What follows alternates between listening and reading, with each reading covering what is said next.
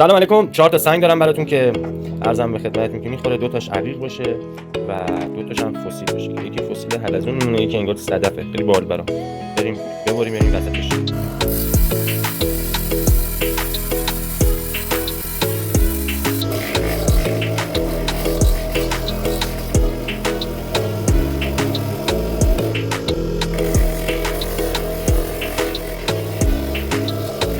خب بعد از بارشش اومدیم خدمتتون. این یکی شد ژئود آمیتیس. به به به به.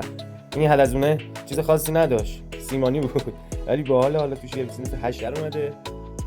این یکی صدفه که اصلا کلا اینم انگار تو اون منطقه‌ای که اینا رو برش میتونن سیمانش خیلی مختلف‌تر از چیزای دیگه.